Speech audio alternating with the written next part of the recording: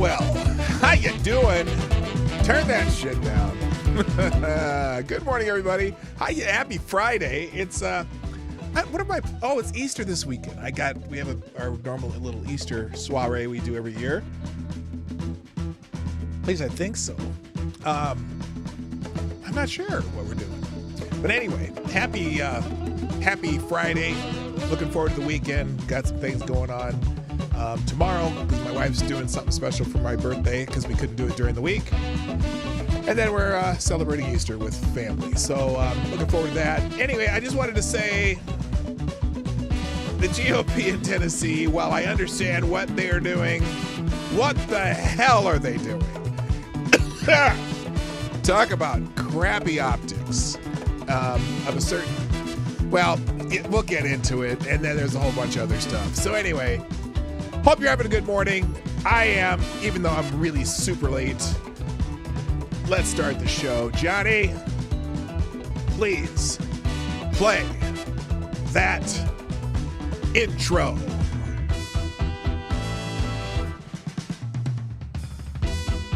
Yeah, now, Johnny. Ladies and gentlemen, coming to you live from the Lucky Dog studio in a hidden location somewhere in the upper Midwest of the United States of America, it's a brother making his own way but with all the wrong opinions. Welcome to the Morning Night Live with your host, the one and only P-Dog Knight.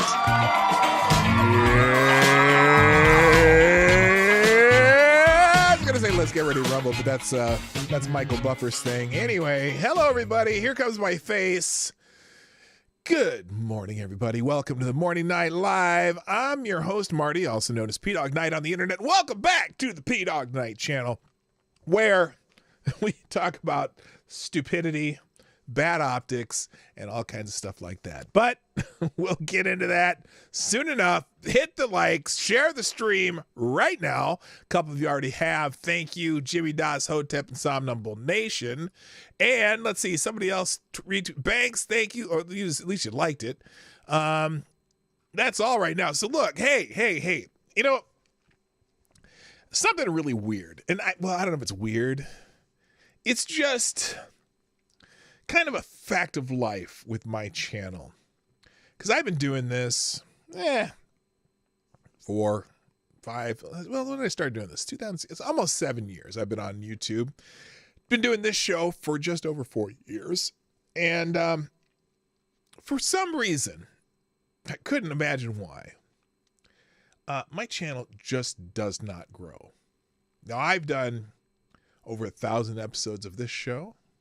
I've done a lot of videos, not a lot of videos, not tons of videos, but I've done videos. And the only way I can explain, because usually, you know, someone who's been around this long and has a regular following, right? Because you guys are my regular following. Usually they get recommended and whatnot. But I know that when I first started doing YouTube, almost all of my growth, I'm literally 99% of my growth has come from just the few people I know from other creators who've found me through those creators. I don't think I've ever had anyone from follow my channel because YouTube recommended it, right? Now, Rumble's a different story because I get a lot of views on Rumble. I don't know where they come from, but they come from somewhere because somewhere on Rumble, they put things out there, right? And I can only think that it's because I'm throttled on YouTube. I don't think I get any recommended to anybody on YouTube. And part of that is because I think one of the first three or four videos I did, I talked about the Google memo, right? Remember the Google memo? What was the dude's name? Talking about why men and women, why there might not be as many female software engineers at Google and whatever. James Damore, that was his name. And ever since then, I in fact, that video, I think originally got taken down and I repealed it. It got put back up. But I think I got in an argument with someone at Google or YouTube or somebody about that. And from then on, my videos never been recommended to anybody. So I appreciate those of you who've been helped me grow the channel over the years. I appreciate the people who've come on my channel. I gained subscribers pretty much every time I have a guest on. Not a lot. I mean, it varies. Sometimes it's a lot. Sometimes it's a few. But it's just strange how YouTube treats people. It's just weird. And I'm sure it has to do with my politics or something. I think I've been shadow banned the entire time I've been at YouTube, because I've never heard of anyone who said, "Yeah, I just saw that in my recommendeds." Never.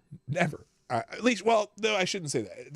There was maybe in the first year I had that happen a couple times, but because I found a lot of channels just through the recommendeds or whatever, search results and things like that. So it's just weird. So anyway, you guys who promote this are very helpful, and I appreciate you more than you know. So just wanted to let you know that. All right, let's start with the hellos, and then we'll get into the show. First in the chat over on Rumble, Avocados Diablo gets the bell.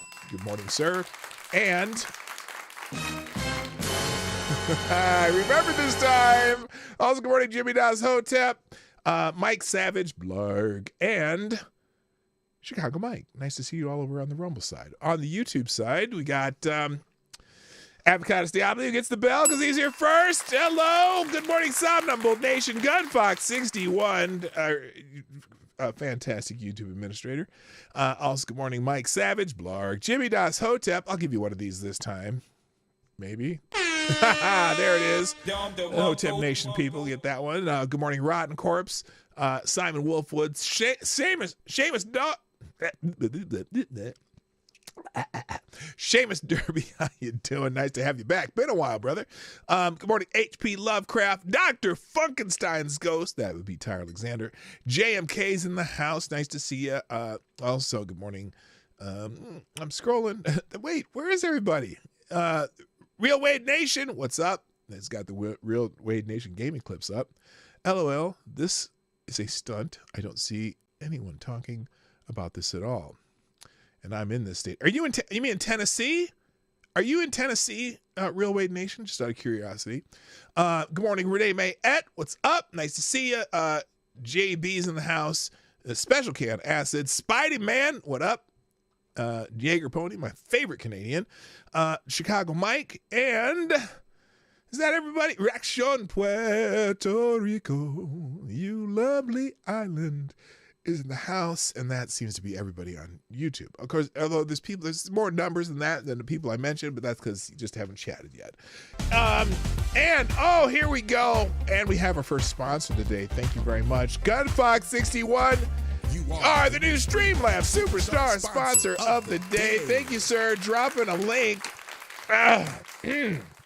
Let me, here, before I click that link, Gunfox, let me just take a sip of my Reparations coffee in the Grandpa Established 2022 cup that I got last year when baby girl was born, my daughter's daughter.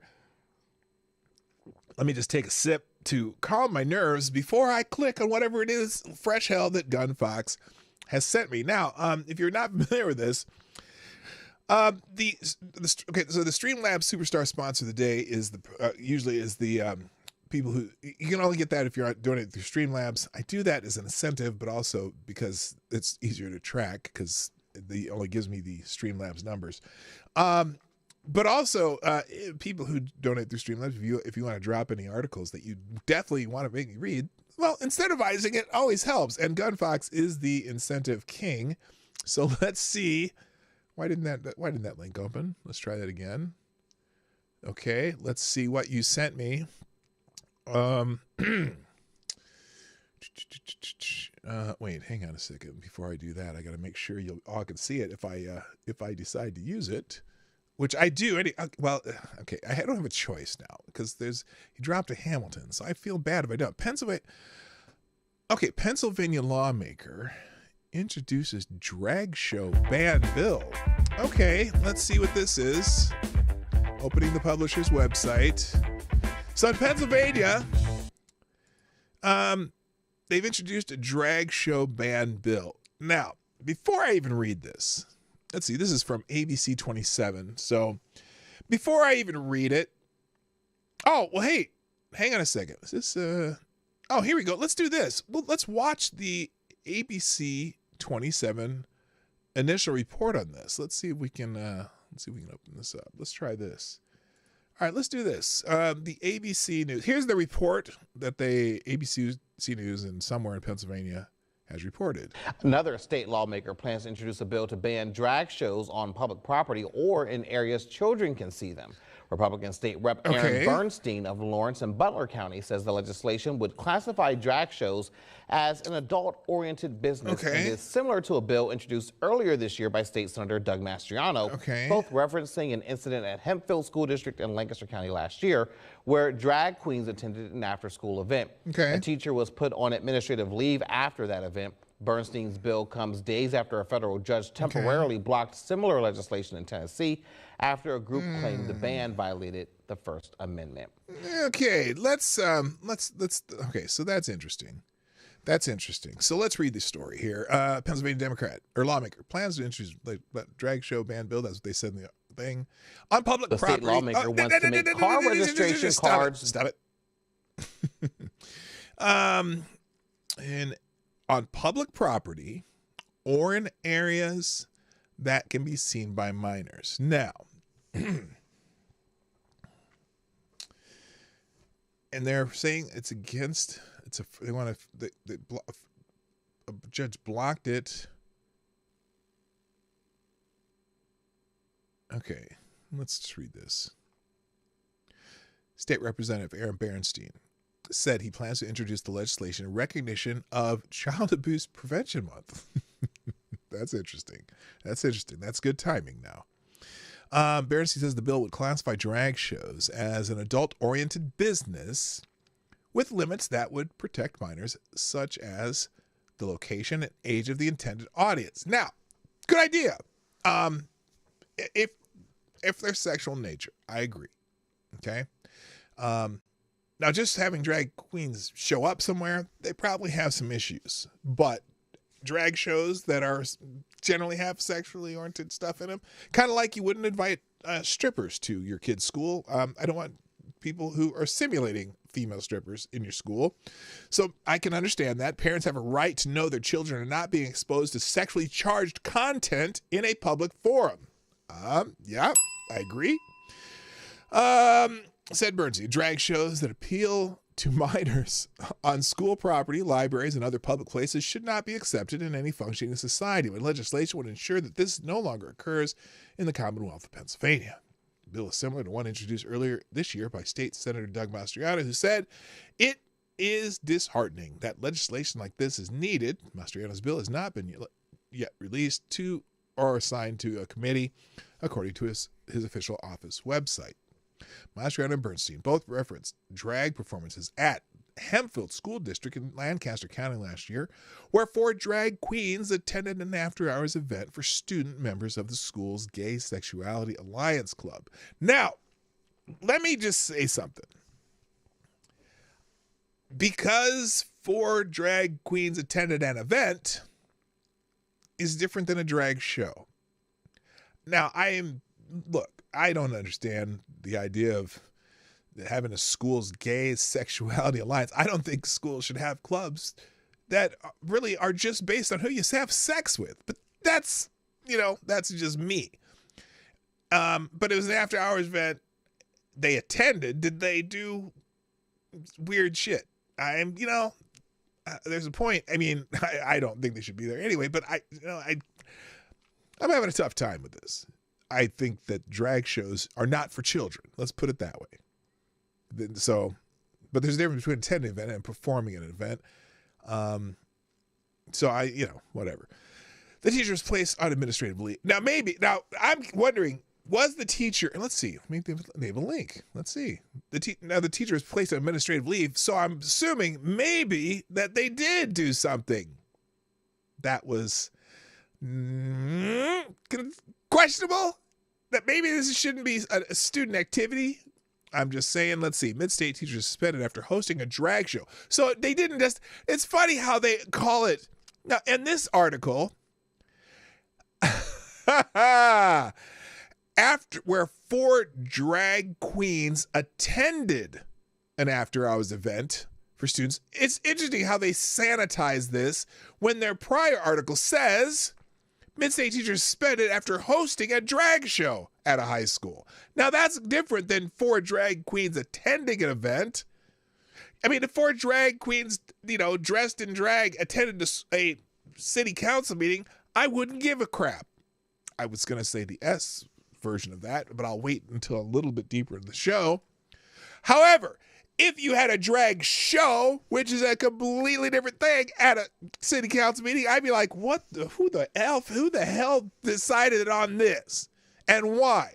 Now, so the idea that they would sanitize it by saying, oh yes, well, 4 drag queens attended an after-hours event. No, they had a drag show. Okay?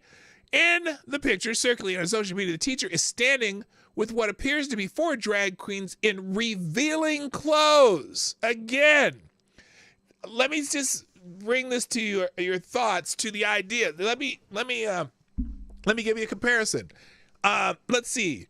The teacher standing with what appears to be 4 strippers in revealing clothes.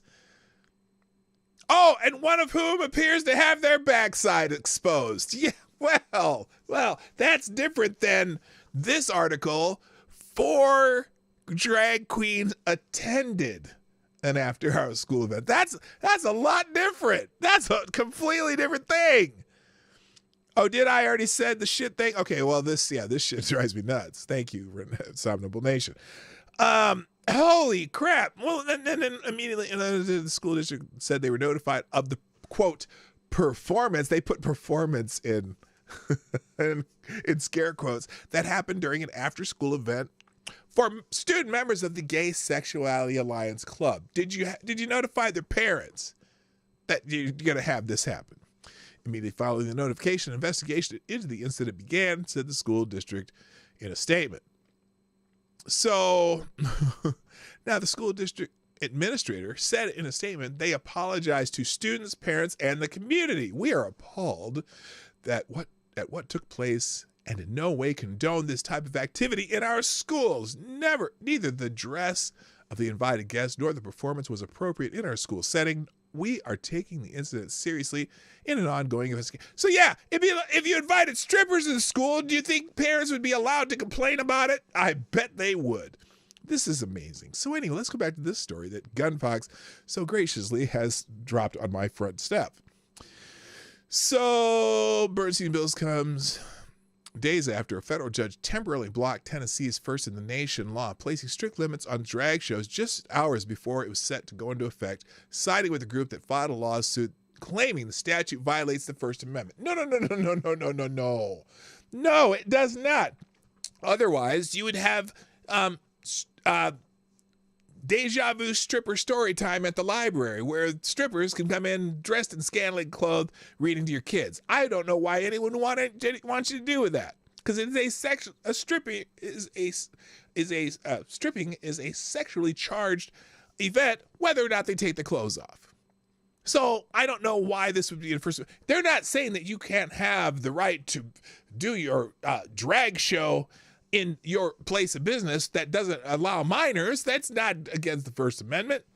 So anyway, then the decision comes after the Memphis-based Friends of George's, an LGBTQ theater company, filed the federal lawsuit Monday against Shelby County District Attorney Steve Mulroy and the state.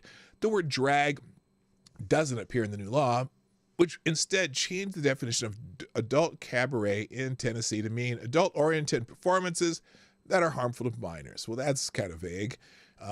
Furthermore, male and female impersonators are now classified as a form of adult cabaret akin to strippers and topless go-go dancers and exotic dancers.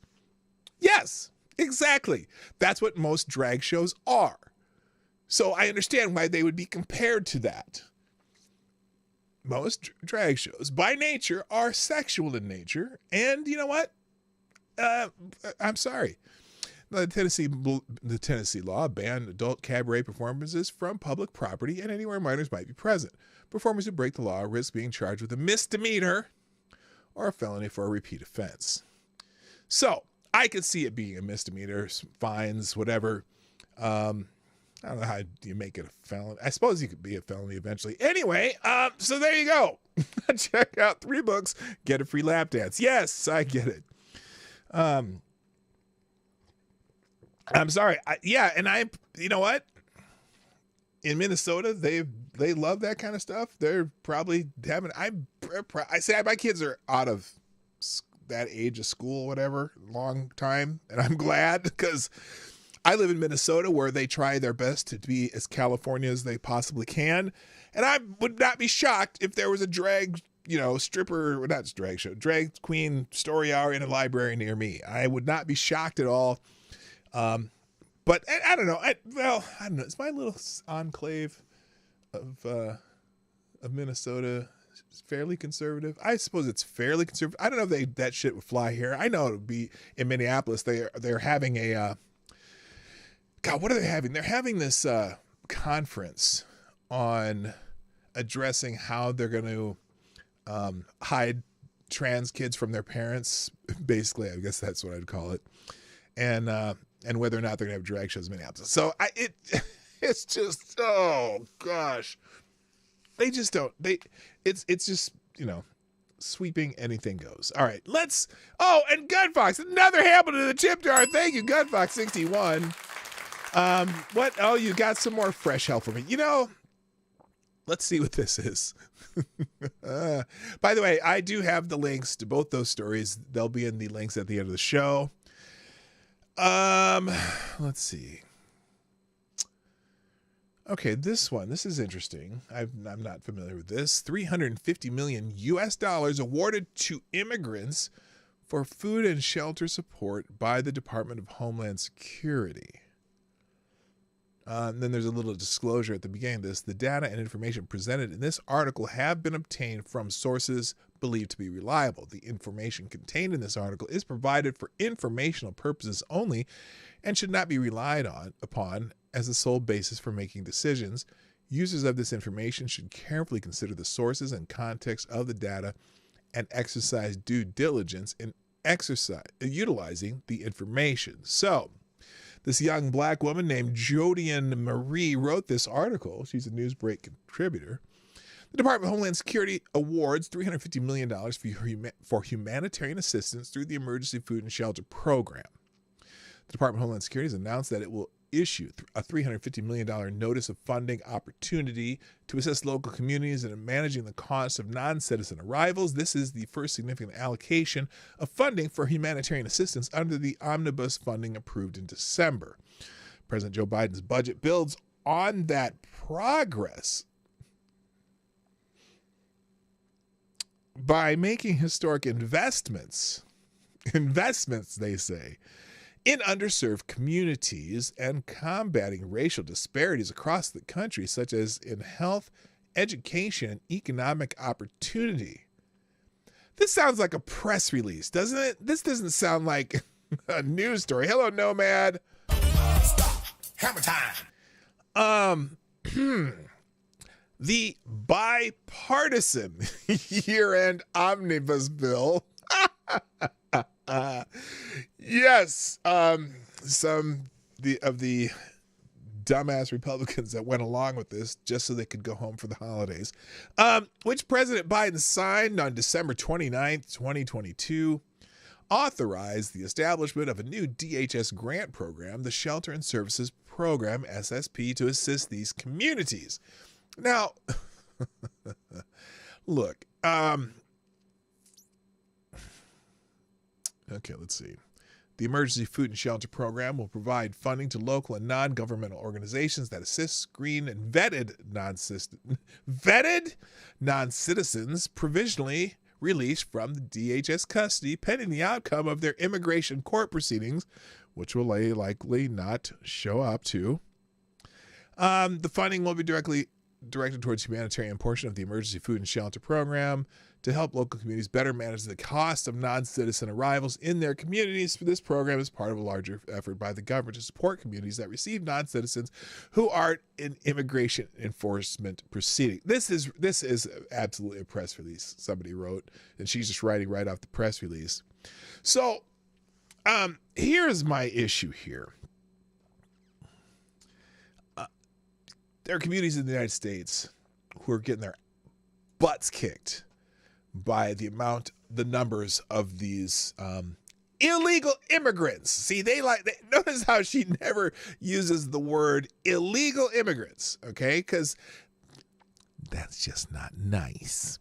And these towns getting pummeled by these illegal immigrants, the cost of having them there, the federal government is going to throw some money around to help feed them, which I understand the humanitarian aspect of this. The problem is I'm looking at you, Alejandro Mayorkas, the head of the Department of Homeland Security, who can't seem to keep people from crossing the border like it's water through a funnel. Well, not even a funnel. I think more like water through a big wide tube, right? Because it's just flowing right through, right? By the millions. And I'm not even sure if this $350 million is going to be enough. But you know what? At least they have, they've stepped up somewhat to help these communities that are getting their butts kicked by the numbers of these people. You know, I would much rather them use it for, deportation and one-way tickets home, but it's not going to happen. So thank you, Gun Fox, again. Oh, here we go again. Damn it. Thank you, Gun Fox 81, for sponsoring the show one more time. You are still the Streamlabs Superstar sponsor of the day. By the way, if you'd like to sponsor the show, there's 3 ways that I prefer. 1, just hit the lamb like button. I mean, you're here, you might as well like it. If you stick around for even 5 minutes, you like something, right? Number 2, sponsor the show by sharing the stream with the people that you love, and maybe some of the people that don't love, or even the people you want to love.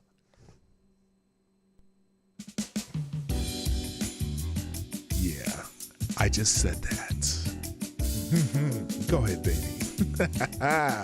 Yeah, stop it. Hello, Maddie. And then also you can sponsor the show monetarily. YouTube super chats are just fine. Rumble rants are just fine. But the best way would go to be at pdognight.live. That's the Streamlabs link. It's up in the right-hand corner. You can sponsor the show. You can write as much as you want, up to the full character limit, no matter what amount you donate. And it helps me eat and pay for my cable bill. So, cable internet bill, because that's what by the way, I did figure out what was wrong with Streamlabs OBS, and I just restarted my computer, and now it's back to working. Got all the settings right, so it should look good. I haven't gotten any notifications on the YouTube stream. I haven't gotten notifications on Streamlabs. Looks like we're okay. So, all right. So, Gunfox, thank you for sponsoring the show one more time.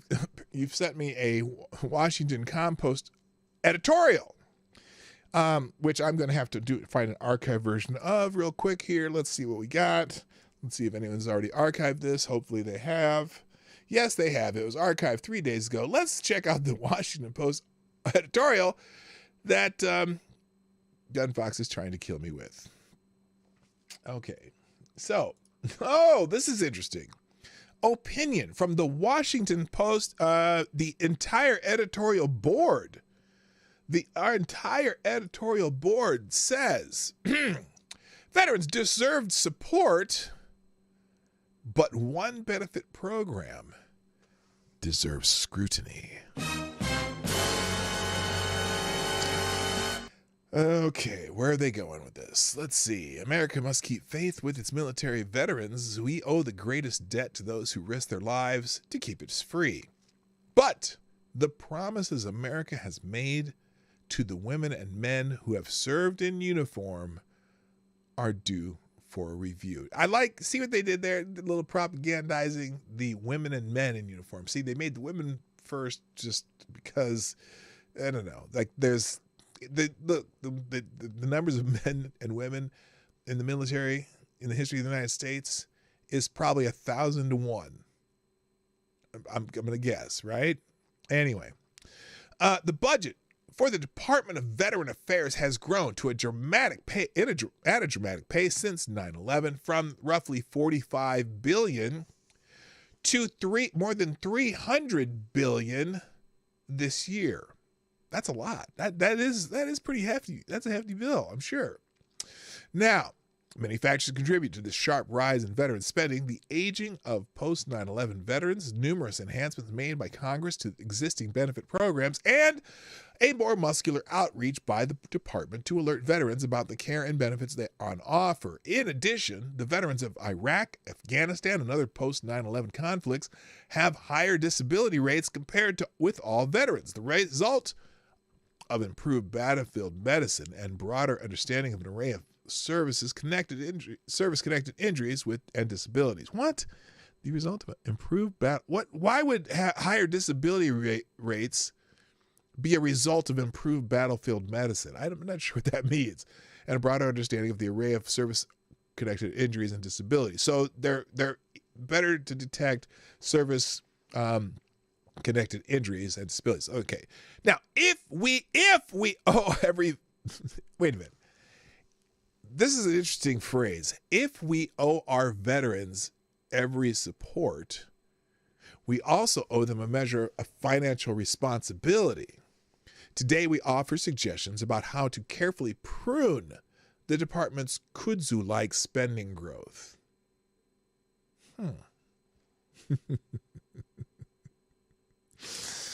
Okay, I'm oh boy. The department's budget is composed chiefly of two parts. Roughly half provides health care to veterans. Okay. And that budget has grown in recent years with inflation in the medical sector and amid broad bipartisan recognition that VA clinics and hospitals were for too long poorly funded and managed. The reset over the past decade took too long to put in place, but it has met with positive reviews. Has it? Has it really? Well, there's one thing I really like that Trump did is said, veterans, if you can't get care at a veterans place, veterans, at vets hospitals, you can go elsewhere and still get your care. Hello, the bishop, how you doing? Nice to see you. This article infuriated me as a vet. And when I read this, I got blood-eyed. Angry Cop made a good video of it. The very idea that they are thinking about this infuriates me. I'm getting madder and madder the more I read. The madder and madder. Yeah, and it shows when disability pay for vets are a benefit. Yeah, no, they're an obligation. They're an obligation. Okay, I'm going to continue. Oh boy. So, the department budget roughly half provides healthcare to veterans. That budget has grown in recent years with inflation in the medical sector and amid broad bipartisan recognition that VA clinics and hospitals were for too long poorly funded and managed. Were they poorly funded or were they just poorly managed? Those are two completely different things. The reset over the past decade took too long to put in place, but it has been met with positive reviews. It is the other half, the portion that provides income and disability payments, that lawmakers should scrutinize. Wait a minute. Because you realize the Social Security Administration also provides disability payments. Are you scrutinizing that? What? The VA pays disabled veterans monthly stipends according to the level of service-related injury. Payments rise on a scale of 1 to 100 from minor injuries to complete impairment. The ratings were established in 1945 and in many cases have not changed in decades. That means payments are generally based on the ability to perform work most needed generations ago, or what the Congressional Budget Office described as manual or physical labor, the skill set needed and jobs available today in an information and a service economy are in many cases different than those needed in months and years after World War II. Disability payments based on those ratings go to veterans tax-free, okay, and continue with some exceptions for the entirety of a veteran's life. Okay. And they are paid regardless of whether the recipient is working. Now you maybe you got me this much right now. Hello, Chauncey Stewart. What's up? Help buy sustained public campaigns and credit for employers in the tax code. Most veterans return to the civilian workforce after their service and are more likely to be employed today than non-veterans.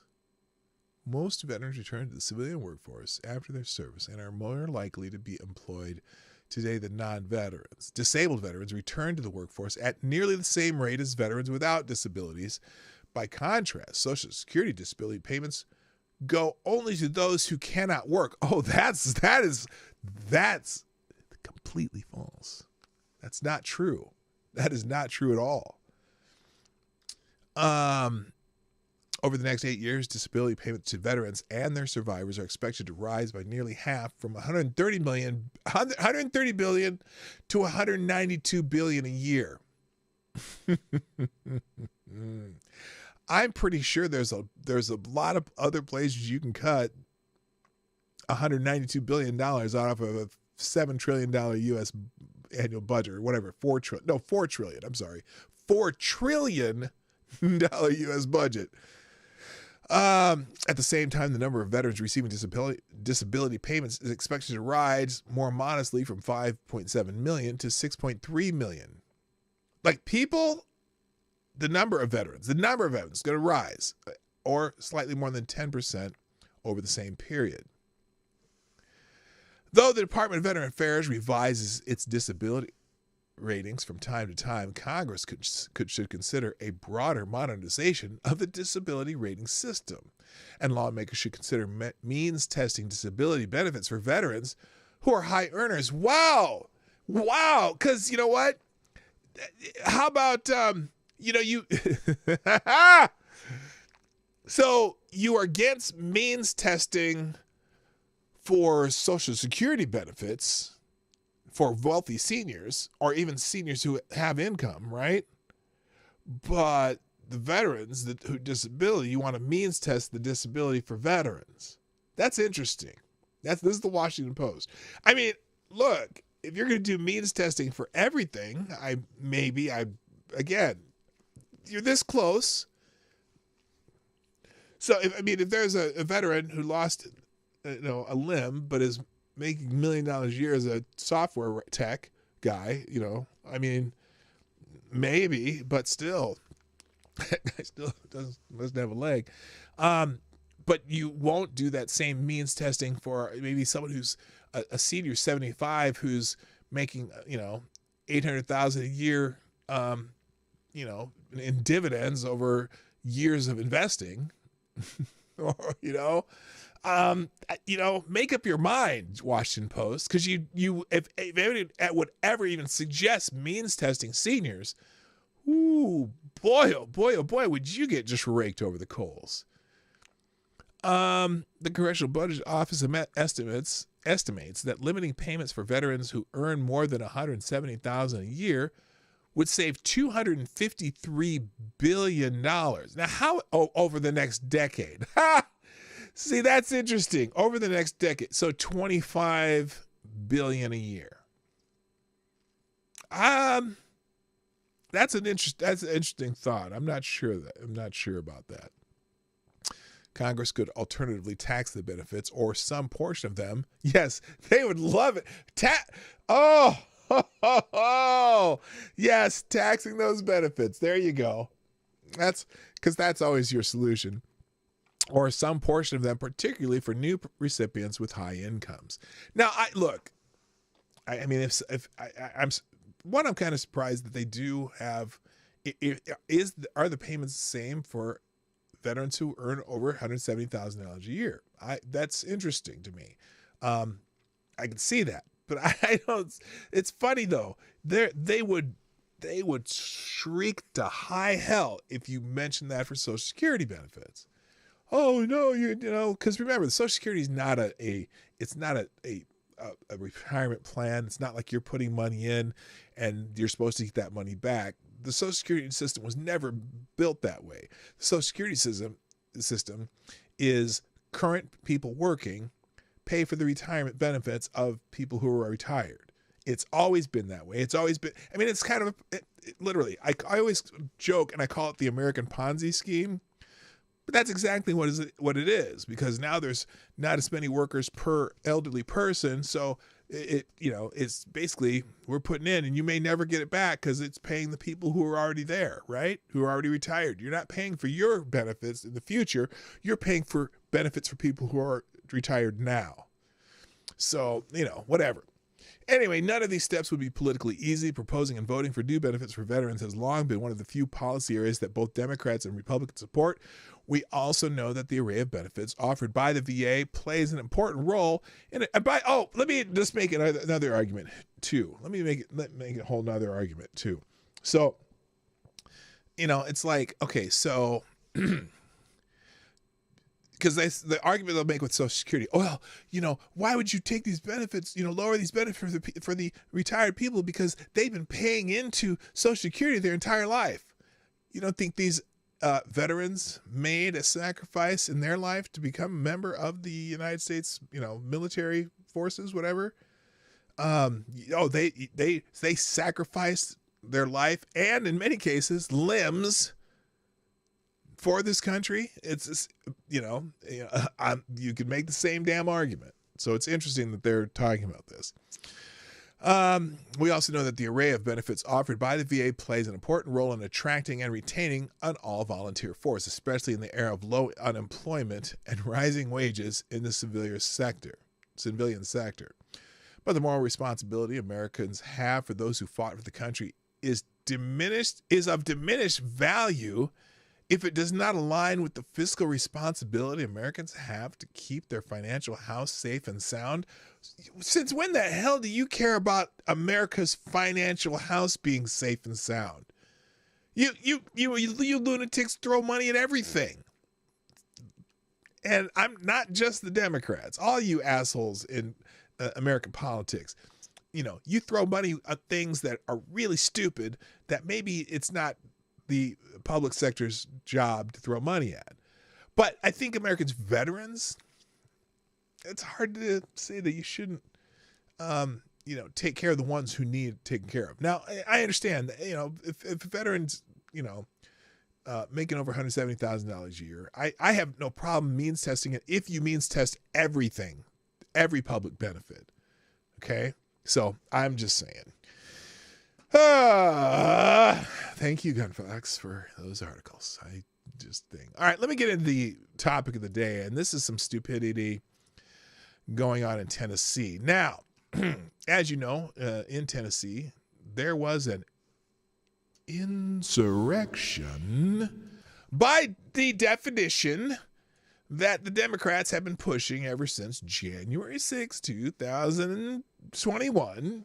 And in fact, there's been a number of people who were just at a Capitol building during a protest. Now, some of that protest, the Capitol building in the United States Capitol, was violent, but not everyone who's getting sentenced with crimes were violent. In fact, most of the people being prosecuted for crimes are not being prosecuted for violent crimes. They're being prosecuted for being there. Whether they went into the building, some who never even went into the building have been prosecuted, either pled or found guilty, and have, been sentenced with something or other, right? So the common term that not everyone, these idiots who are making a narrative of January 6th uses for the people who were just whether they were involved in any of these shenanigans or not, if you are at the Capitol or even support anyone who might have been at that Capitol or who have been arrested and or charged with certain crimes at the Capitol, you've been labeled an insurrectionist. Now, for months and months, and actually just over a couple of years, many of you dickwads in the Democratic Party have been saying that, this is the worst thing since happened since the Civil War. This is an insurrection. If you take over a building, if you do this, you do that, yada, yada, yada, it's an insurrection. unless, of course, Democrats do it. But in Tennessee, we had an insurrection, right? We had an insurrection. Now, few of the people who were involved with this insurrection were members of the Tennessee House of Representatives. And so a couple of these, the Tennessee House has expelled a couple of these members. Now, let me get to this part. Let's get the details here, because I'm gonna show you the articles that I pulled up, one from the AP and one from ABC News. Here is, I'm going to move it over to the left because it's not center. Here we go. Tennessee expels 2 Democrats over gun control protest. I'm sorry, insurrection. All right. Hello, those ain't real dude. How you doing? What? Oh, buffering? Did everyone refresh? Okay. So, in Nashville, Tennessee, in an extraordinary act of political retaliation. That's interesting language.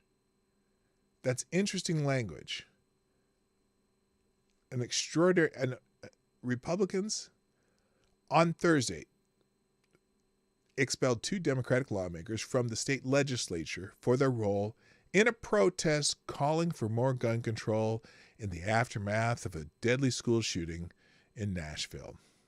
A 3rd Democrat was narrowly spared by a 1-vote margin. The split votes drew accusations of racism, with lawmakers ousting Representatives Justin Jones and Justin Pearson, who are both black, while Representative Gloria Johnson, who is white, survived the vote on her expulsion. Republican leadership denied that race was a factor, however.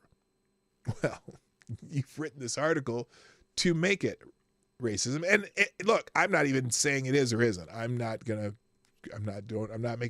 that opinion yet. The visitors' gallery exploded in screams and boos following the final vote. After sitting quietly for hours and hushing anyone who cried out during the proceedings, people broke out into chants of shame and fascists. Banishment is a move the chamber has only used a handful of times since the Civil War. Why are you even mentioning the Civil War? How about in the history of the chamber? Most state legislatures have the power to expel members, but it is generally reserved as a punishment for lawmakers accused of serious misconduct, not used as a weapon against political opponents. I'm sorry, I thought insurrection was a serious misconduct. I haven't given you my opinion yet. I'm just asking questions. GOP leaders said Thursday's actions were necessary to avoid, said the president, that lawmakers' disruption of House proceedings through protest would be tolerated. Republican Representative Gino Bulso and the 3 Democrats had effectively conducted a mutiny. Now, I would rephrase that as an insurrection, but that's at least that's how it's been called. Again, I'm just saying. At an evening rally, Jones and Pearson pledged to be back at the Capitol next week advocating for change. Rather than pass laws that will address red flags and banning assault weapons and universal background checks, they passed resolutions to expel their colleagues, Jones said, and they think that the issue is over. We'll see you on Monday. Jones, Pearson, and Johnson joined in protesting last week as hundreds of demonstrators packed the Capitol to call for a passage of gun control measures. As protesters filled galleries at the 3 approached the front of the House chamber with a bullhorn and participated in a chant. Remember, now some of the people upset about this are the same ones that want to expel members of Congress and the Senate because, I don't know, they didn't participate in it. They just, because they're Republicans who I don't know what they want to do. They're saying that members of the House and the Senate in the United States, Congress, they say they participated. I didn't see any of them in the actual gallery shouting with the protesters. But I'm just saying. Anyway, Pearson told reporters Thursday that in carrying out the protest, the three had broken a house rule because we're fighting for kids. Wait a minute. He said they broken a house rule because we are fighting for kids who are dying from gun violence and people in our communities who want to see an end to the proliferation of weaponry in our communities. Really? But you're not asking for you're asking for banning assault weapons? Why? But when the vast majority of kids are killed with handguns, you're not asking for a ban of handguns. It didn't even sound like you're being consistent. Anyway, Johnson, a retired teacher, said her concern about school shootings was personal, recalling a day in 2008 when students came running toward her out of her cafeteria because a student had just been shot and killed. The trauma on those faces, you will never forget, she said. Thousands of people flocked to the Capitol to support Jones, Pearson, and Johnson on Thursday, cheering and chanting outside the House chamber loudly enough to drown out the proceedings. The trio held hands as they walked onto the floor, and Pearson raised a fist during the Pledge of Allegiance. Offered a chance to defend themselves before the vote, Jones said the GOP responded to the shootings with a different kind of attack. We called for you to ban assault weapons, and you responded with an assault on democracy. Jones vowed, even if expelled, he would continue pressing for action on guns. I'll be out there with the people every week demanding that you act, he said. Bulso accused Jones of acting with disrespect and showing no remorse. He does not even recognize that what he did was wrong, Bulso said, so not to expel him would simply invite him and his colleagues to engage in a mutiny on the House floor. The two expelled lawmakers may not be gone for long. County commissions in their districts get to pick replacements to serve until a special election can be scheduled, and they could opt to choose Jones and Pearson. The two also would be eligible to run in those races. Which will probably happen. I'm sure they'll be reelected. Under the Tennessee Constitution, lawmakers cannot be expelled for the same offense twice. During discussions, Republican Representative Sabi Kumar advised Jones to be more collegial and less focused on race. You have a lot to offer, but offer in a vein where people are accepting your ideas, Kumar said. Jones said he did not intend to assimilate in order to be accepted. I'm not here to make friends. I'm here to make change for my community. So there's more. There's a little more. ABC News kind of puts it in the same vein. Two Tennessee lawmakers have been ousted by Republican. Do they use the AP? No, they don't. They have their own writer on this. So let's see how they read it. Two Tennessee lawmakers have been ousted by the Republican-controlled Tennessee State House of Representatives, and one was allowed to stay in what marks the first partisan expulsion in the state's modern history. Three lawmakers. There's it's the same article. Let's see how ABC News. This is national ABC News. We're going to see how they treat this. We begin with the dramatic fallout after that mass shooting at Covenant School in Nashville. Tennessee lawmakers voting to expel 3 Democrats from the state legislature after they protested for stricter gun control on the floor of that chamber, chanting into a bullhorn, no action, no... They didn't oust all 3. They ousted the 2 black men, but not the the white woman. And I'm going to get in. I'll get to this in a second. Peace. The Republican Speaker of the House comparing them to January 6 rioters, citing them for disorderly behavior. This morning, supporters of the Capitol welcomed them with cheers and watched in the gallery as the Republican supermajority debated measures to oust them. Since the Covenant shooting, protesters for gun control have gathered at the Capitol a number of times, and they were there once again today. Okay, gathering at the Capitol is different than taking over the chamber and shouting from the floor of the House, which I've been told is an insurrection. Just saying. Even in the rain. Tennessee has only expelled lawmakers a handful of times, and usually for criminal or sexual misconduct. But this time is very different. ABC's Alex Perez is in Nashville. I hereby declare Representative Justin Jones of the 57 Representative District expelled. Tonight, in a rare move, the Tennessee State House deciding if they should expel 3 Democratic lawmakers who violated decorum during this moment. Tensions. So they're now. I'm still wondering why they didn't expel her. That's what I'm so sure about. Rising as 2 members were expelled, a third saved. The state representative's outrage is stemming from that shooting at a Nashville elementary school. 3 staffers and 3 students killed. With protesters calling for gun reform at the state capitol last Thursday. So they were scuffling with police? Isn't that like this thing with the Capitol Police? Although nobody got injured. That I know of. I have no idea. Democrats Gloria Johnson, Justin Jones, and Justin Pearson interrupting the legislative session. So that's look.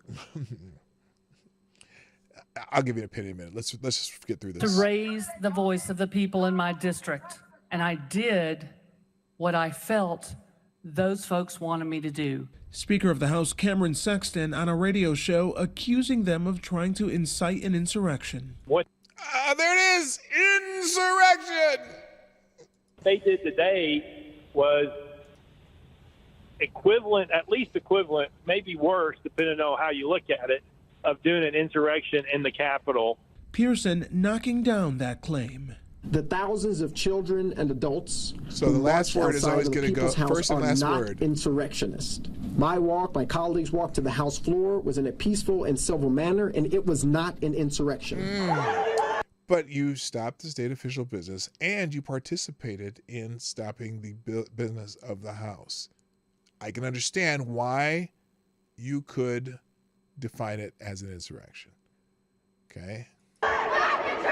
Today, ahead of the expulsion vote, Johnson, Jones, and Pearson walking defiantly into the state capitol amid chants of "We support the Tennessee Three." And tonight, with hundreds chanting outside the chamber, Jones calling this a political lynching. This should sound the alarm across the nation that we're entering into very dangerous territory. Yes, we are entering into dangerous territory, like we did in New York. Yeah. Like we've been doing with the January 6th people. Yeah. We're using the power of government to squash protests, to squash people's individual rights. Now, let me give you a quick take on this from my perspective. I think this was stupid on the behalf of the Republican supermajority in Tennessee. I think they could have easily admonished all 3 of these Republican or these 3 lawmakers. And I think that, censure, CENSURE, not censor, censure, strongly written letter, whatever. But the optics of expelling the 2 black men and saving the white woman is just stupid. It's stupid. Either expel all 3 or use some other form of punishment for all 3. Suspend all 3 for participating in an insurrection. But now you are just playing into the hands of the assholes who will milk this in the media that's on their side in perpetuity. Now, these 3 people, the 2 will probably get reappointed by their county commissioners and certainly will win re-election when they run again. And all you've done is you've given optics away. It would have been much smarter to just use some sort of censure or something. This is, and granted, all these assholes who've been yelling insurrection for 2 years plus now, do you think this helps the people they're calling insurrectionists at the U.S. Capitol? Not at all. This is Tennessee lawmaker, exactly, Jay Pylon. They're just throwing gasoline on the fire. And it's just stupid. Censure would have been a much more appropriate way to handle this. Or even, I don't even know if they have a way to suspend lawmakers for any period of time, that would have made sense, but it should have happened to all three. Even though, look, I know I got an idea why, because that woman she just was there. She wasn't screaming through the bullhorn and egging on the protesters in the House chambers. Okay, you can protest they took over the House floor. Okay, and these two lawmakers were the ringleaders, and the other one went up there with them. But either way, you've just given the media some fodder to scream about for the next through the next elections. And you're going to fire up all the college students who, can live and work in Tennessee, because those fuckers don't vote unless you can rile them up. And this is an easy way to rile people up. So I'm just thinking, y'all are just stupid. I'm sorry. This is a stupid move. There's certainly other ways you could have,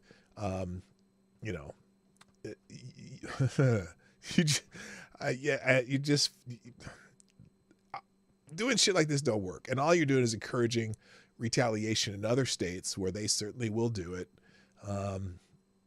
Holy smokes. Anyway, so way to go, Tennessee, whatever. And on that note, Tennessee 3 is trending on Twitter now, and everyone, this is Justin Pearson. We will not stop. We will not give up. We will continue to work to build a nation that includes, not excludes, or unjustly expels. People in power will always prevail. Okay. Michael Steele. So here we are. This is former pretend Republican Michael Steele. So here we are. GOP-controlled legislature has expelled the 2 black Democratic legislators, but did not remove the white female legislator. Yep, y'all gave this to them. You gave it to them on a silver platter, Tennessee Republicans. Way to go. And whether or not there's a different level of participation or not, you gave these assholes this talking point on a silver platter. So tell me how to process that, because I know what it feels like. Let's see. Representative Justin Pearson. Y'all heard that? How many of you would want to be spoken to that way? This is Pearson responds to Representative Farmer's belittling rant. Let's see Representative Farmer's belittling rant. Here in this Tennessee General Assembly, that's why you're standing there, because of that temper tantrum that day, for that yearning to have attention. That's what you wanted. Well, you're getting it now. So I just advise you, if you want to conduct business in this house, file a bill. Be recognized, stand there and present it, and pass it. All you got to do is pass the bill. Not lead an insurrection. Representative Pearson. Huh. Now, it's interesting. That is how the legislature works, right? I'm trying to figure out what he's going to say here, because the caption is Justin Pearson responds to Representative Farmer's belittling, disrespectful rant. I don't know how. It sounded like facts to me. I didn't think he treated him wrongly. I think he's 100% right. But let's see how he responds. You all heard that. Yeah, it's true. What's wrong? Heard what? How you get a bill passed? How many of you would want to be spoken to that way? Did you? Okay. Are you one of the people yelling through the bullhorn? How many people want to be spoken to that way? It goes both ways, but let's hear the rest. How many of you want to be spoken to that way? Non-insurrectionists, probably not. We're not talking about politics. We're not talking about even gun violence. How many of you would want to be spoken to that way? Nobody would be. But you're the one that these... I believe oh, my God. The sponsor of this legislation, of this resolution, spoke that way is because he's comfortable doing it. Oh, that's... Because there's a decorum that allows it. Oh, I know. Oh, that's right. Decorum is racist. I know that. People. We didn't belittle nobody. Okay, but you've given up again, Republicans. You gave them this. You gave them this freebie. Student protests ended the night with a die-in. Oh, and that's always effective. Again, but here's the kind of rhetoric you're going to get back by expelling 2 black members of the Tennessee Three. Instead of taking action to stop school shootings, Republicans just gave the Democratic Party bright young new heroes for the future. Yes, you've made them martyrs. Way to go, Republicans. The Tennessee Three. They've become the Tennessee Three. Oh, goodness gracious. So anyway, if you want to hear more about the Tennessee Three, it's there. I am so far behind. Let's just give you a couple quick hits here. The Federal Election Commissioner reminds Alvin Bragg that officials concluded Trump's case isn't a campaign finance violation. Because one of the things in his summary in the charges was talking about a federal campaign finance violation. Well, here's the quote. I don't know how you get around the evidence that both the Department of Justice, in their investigation of the federal campaign finance issue, and the Federal Election Commission, in their ultimate jurisdiction over campaign finance issues, neither of them found there is any violation whatsoever. So, Federal Election Commission isn't having it with Bragg. The DA must have forgotten the FEC and DOJ concluded if Trump did this, he did not commit a federal crime. It's not a campaign finance violation. It's not reporting it's not a reporting violation of any kind, said FEC Commissioner James E. Trey Traynor. In trying to stretch the law to make it look like a violation, he added District Attorney Alvin Bragg is really trying to make a square peg fit into a round hole. The 34-count indictment of Trump, the first criminal case ever against a former president. Bragg charged a $130,000 payment made by former Trump lawyer to Michael Cohen, by former Trump lawyer Michael Cohen to porn star Stormy Daniels, which Cohen went to jail for in a plea deal, violated several campaign finance laws that splashed out of the Trump. But said Traynor, the FEC and Justice Department already considered the case and tossed it. So I don't think Trey Traynor is I don't think he's a partisan Republican either. Anyway. Also, a plurality of Americans say Donald Trump can't get a fair trial in New York. I'm shocked that it's just a plurality and not by vast majority. But in a poll, who did this? The YouGov Economist poll published on Thursday. The question was, do you think Donald Trump can get a fair trial in New York? Of the U.S. adults sampled, 40% think Trump cannot get a fair trial. 39% think he can. The gap slightly widens among registered voters, with 42% responding no, he cannot, and 40% saying yes. While a majority of Democrats, shocker, 65% think justice would be fairly administered to Trump. A plurality of independents joined most Republicans, 69%, in their belief that a fair trial is not possible. Ha! Okay, that's our question of the day. We'll do it really quickly because I got to go. Can Trump, I already asked this one, get a fair trial in Manhattan? Yes or no? There's the question. Answer quickly because I'm about to go.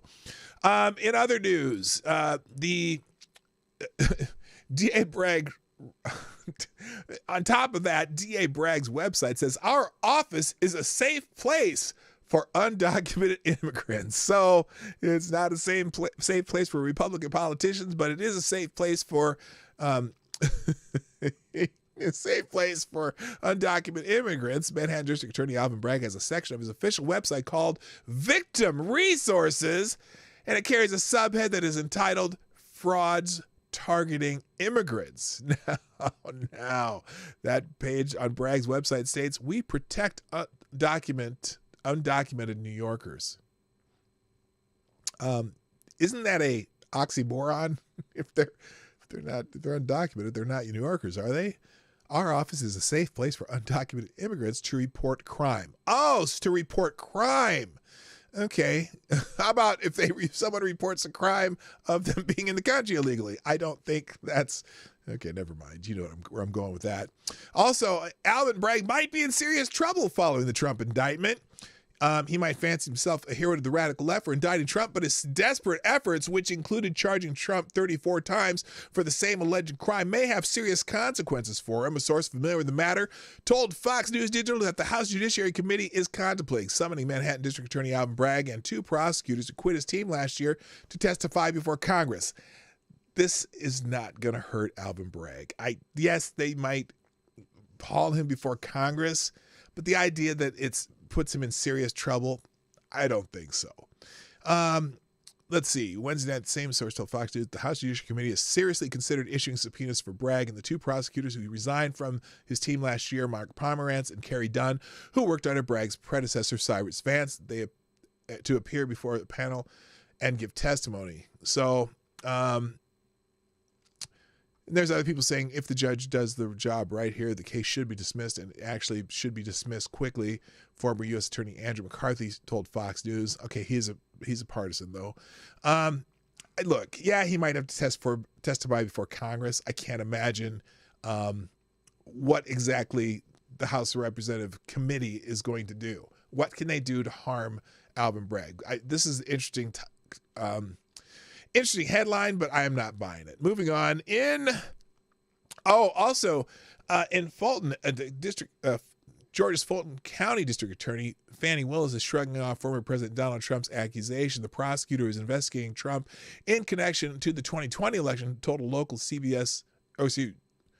local news outlet WSB-TV that she does not have any comment on what his opinions are of my investigation. During a speech at Mar-a-Lago Resort Tuesday night, after pleading not guilty to felony counts of falsifying business records in separate New York cases, Trump chastised the prosecutors who are investigating him, including Willis.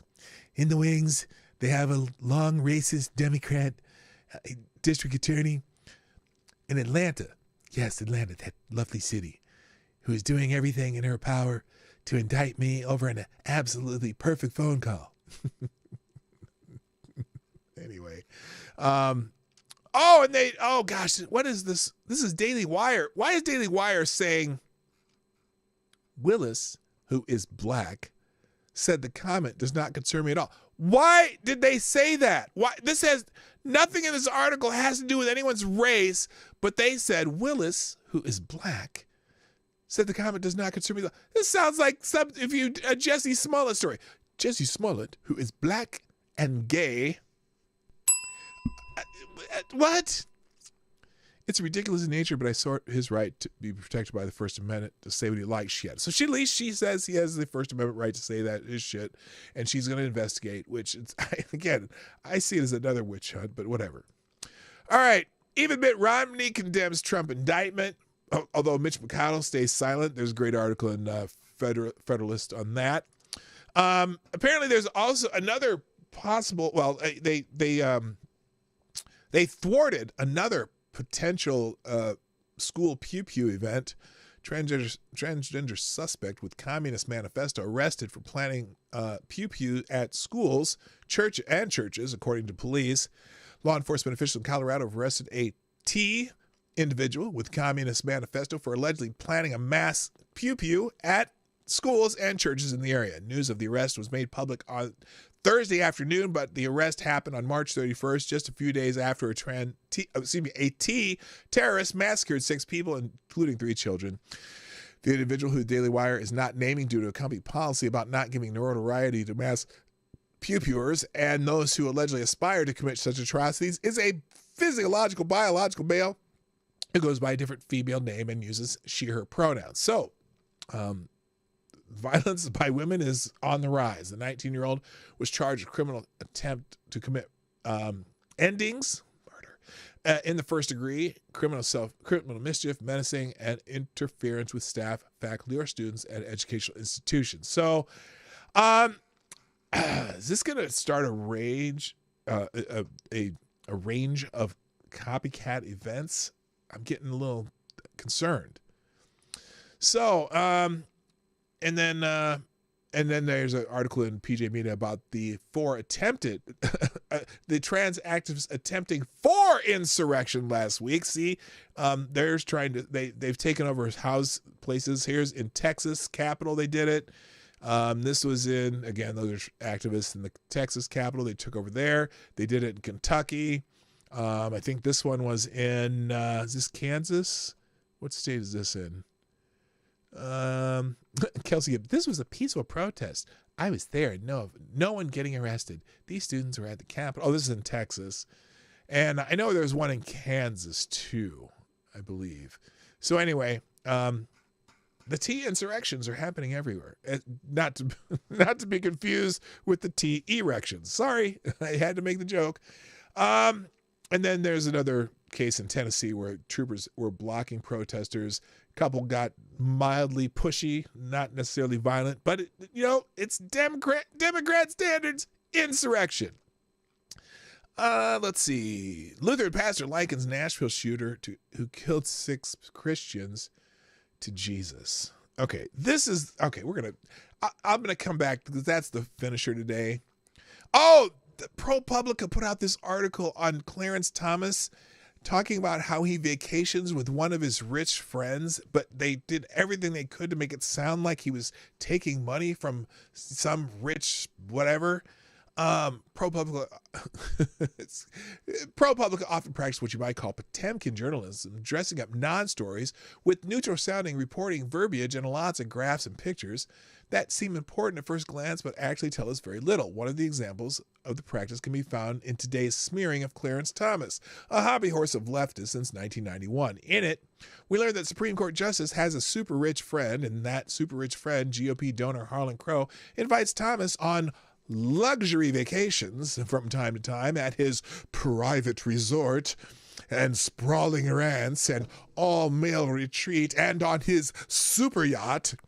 As all the adjectives strongly suggest, all of it is very upscale. Most of the luxury vacations that happen virtually every year, it seems, have Clarence and Ginny Thomas spending about a week during the summer as guests at one of Crow's resorts in the Adirondacks. So, it was this real, it's written to smear Thomas. And so lots of people are talking about, he needs to be impeached. He needs to be brought up on in charges and this and that. He spends vacation with one of his friends. It's stupid. But here's the ProPublica article. You can read it. You can tell just by the headline. For over 20 years, Supreme Court Justice Clarence Thomas has been treated to luxury vacations by billionaire Republican donor Harlan Crow. You jackasses. He goes on cruises in far-flung locales on Crow's yacht. Yeah, Crow's is his friend, and he hangs out with him. It's a stupid article. TikTok. A Democratic consulting firm had a mystery White House meeting amid a legislative onslaught, according to records. So TikTok has some, let's just say they have some sources in the White House, maybe some lobbyists, whatever, and they're fighting that stupid bill. By the way, that, whatever they call that, what's that bill they're considering? Not the resist bill. What's the hell's the name of that bill they're considering? It's a stupid bill. It's terrible, and they shouldn't vote for it. But in any case, TikTok has just has people close to the White House, and then also TikTok hired some former White House staffers. So go figure. But anyway, the bill sucks. They shouldn't vote for it. All right. I'm going to get rid of the rest of this. Let me just go back, finish with this one article, though, because this one is the most disgusting article of the week, if you ask me. The most disgusting thing of the week, and I'm going to finish on a sour note just because. After Audrey Hale, a woman who thought she was a man, murdered 6 people at a Christian school in Nashville, Tennessee, leftists hasten to tell us how victimized and marginalized people who are deluded or confused about their gender really are. It would have been easy to get the impression that a Christian had just murdered 6 transgender people rather than the other way around, but no leftist went as far as Micah Luwaji, the pastor of St. Mark's Lutheran Church in Fargo, North Dakota, who preached a sermon on Sunday likening Audrey Hale to no less a figure than Jesus. In understanding how anyone could make such a comparison, it's important to note that Micah Luwaji is like Audrey Hale, a woman who pretends to be a man, so it's understandable that she would be sympathetic to Hale. But it also provided a fresh indication to the extent to which the left's gender madness today is a sort of ersatz religion, in which the people who are deluded into thinking that they are actually members of the opposite sex take the place of Christ as the sacrificial victim who suffers for the sins of others. Luigi began by reading an account of the crucifixion of Christ from the Bible. It was odd, as one would expect, that she would have rejected the Bible as homophobic, sexist, patriarchal, Zionist, and a host of other sins against the contemporary left. But apparently Pastor Luigi has a nuanced theology. She then immediately mentioned the Nashville shooting, saying, instead of focusing on ways this could have been prevented, such as gun control, a significant number of people have turned their attention to the shooter's identity. Yes, indeed, because the shooter's identity appears to have been an integral part or aspect of her motivation. But as far as Michael Luigi is concerned, that was itself the problem. Quote, some folks have tried to focus on eradicating trans people as a solution. No, they haven't. No, they haven't. They want you to live your life, but leave everyone else alone. That's what most people think. Because they have been waiting, just waiting for an opportunity such as this. They've been waiting for a reason, any reason to stoke their hatred. Now, Luigi wasn't alone in seizing upon a mass murder by a trans person as a pretext for claiming that there was some effort afoot to eradicate such people. Again, they used the language. I think Michael Knowles said something about, was it Michael Knowles who said something about eradicate gender ideology? That's not people, that's ideology. But anyway, but her comparisons to Jesus was new. Fox News reported Tuesday that Luigi likened allies who betray men who think they are women and women who think they are men to Jesus' disciples who fled when he was arrested. Luigi declared that marginalized folks, those of us with the least amount of privilege and power, they need those who have more privilege and power than they do to physically place their bodies between them and the people, powers, and institutions that are literally, because they don't know what the word literally means, literally killing them. This, of course, is ridiculous. The real marginalized folks in today's society are patriotic Americans who don't believe it's possible to change one's gender. The people with the privilege and power are Luigi's trans friends, such as Dylan Mulvaney and a guy pretending to be a woman who is suddenly getting inundated with endorsement contracts, and Audrey Hale didn't shield anyone from getting killed by placing her body anywhere. On the contrary, she opened fire on innocent children. Well, this is getting saucy. Warming to her theme, despite its offensiveness and idiocy, Luigi went on to compare the Pharisees' treatment of Jesus to politicians who make laws against drag shows and transgender players in sports. Yes, it's exactly like that. What a great topic for Easter weekend. She explained those leaders are looking for any excuse, valid or not, to crucify Jesus, and they found that reason. It's baffling to me that someone's existence can be so threatening that people just, well, her existence certainly was kind of threatening in the end, right? But nobody gave a shit if she called herself a man, unless you're trying to indoctrinate my kids into that shit. Unless you're trying to force me to see your fake reality. Okay, you can't force me to do that.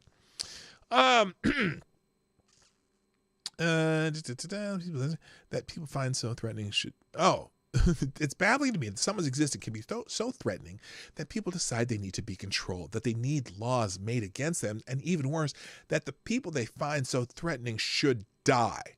Nobody's saying that, dear. Nobody's saying that. Remember, the people who died in the case to which she was referring were not transgender. They were victims of a transgender person.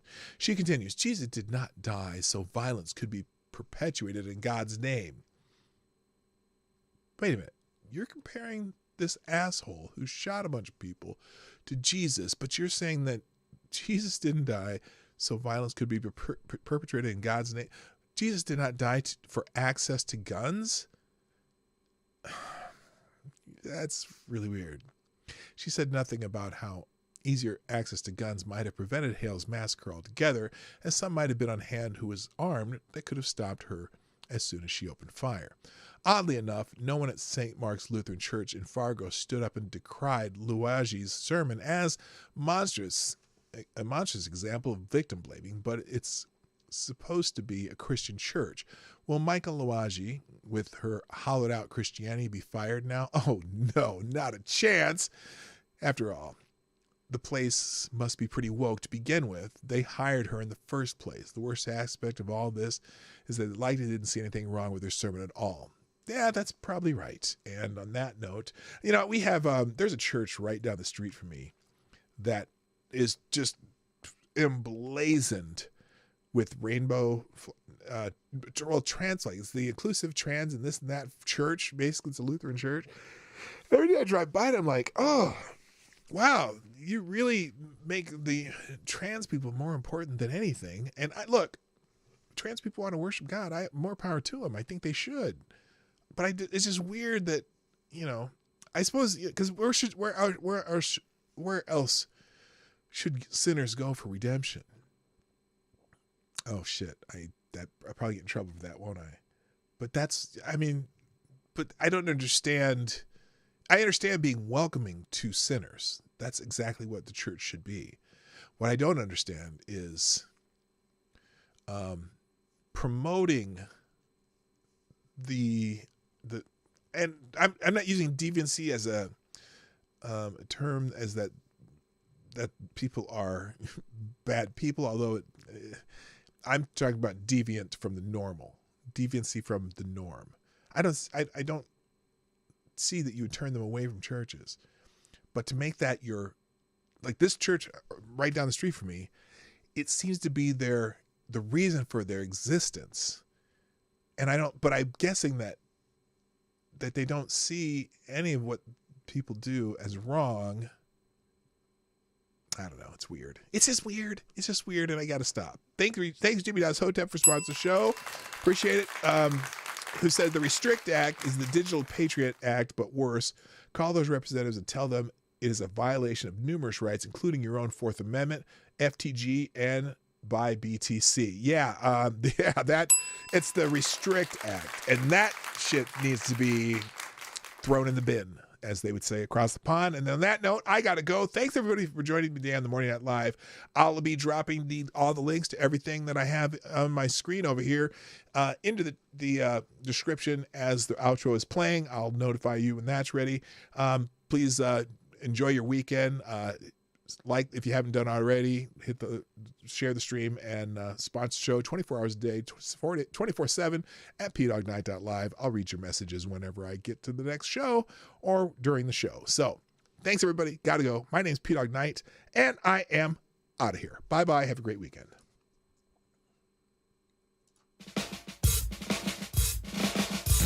Hey, this is P Dog Knight and thanks for watching today on the P Dog Knight channel. If you have an observation or remark you'd like to make about this video or my channel, I absolutely welcome you to write it in the comment section down below. I really look forward to hearing from you. And before you go, if you like what you saw but you're not already subscribed, please make sure you hit the subscribe button and definitely click that bell that pops up afterwards so you'll be notified when I post new videos or when we go live. I broadcast my live show, The Morning Night Live, Monday through Friday at 10 o'clock Eastern, 9 o'clock Central. A special thank you to all the supporters of this channel who share our videos on social media and who make donations through Streamlabs, YouTube, Venmo, and Cash App, which are all linked in the description down below. Thanks again, and until next time, I'm P Dog Knight, and I'm out of here.